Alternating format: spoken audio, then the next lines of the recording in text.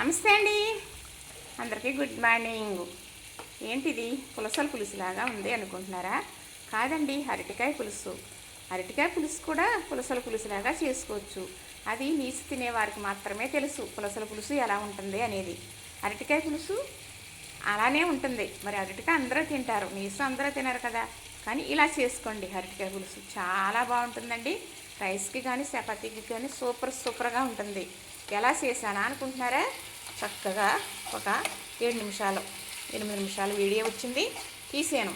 చక్కగా చూడండి, ఇలా చేసుకుందరు. కానీ మరి ఇదేంటి అనుకుంటున్నారు కదా, తోటకూర కాడలో ఇగురండి. తోటకూర తెచ్చుకున్నప్పుడు చక్కగా ఆకు పప్పులో వేసుకుని ఆ కాళ్ళు ఇలా కూర చేస్తానండి. చిన్న లేత కాళ్ళైనా, అది సన్నగా ఉన్న కాళ్ళైనా సరే, ముదర కాళ్ళైనా సరే ఇలా ఇగురు చేసుకోవచ్చు, పులుసు చేసుకోవచ్చు. తోటకూర అనేది మనకి చక్కగా పొట్ట అనేది క్లీనింగ్ అవుతుంది, పీసు పదార్థం కదా.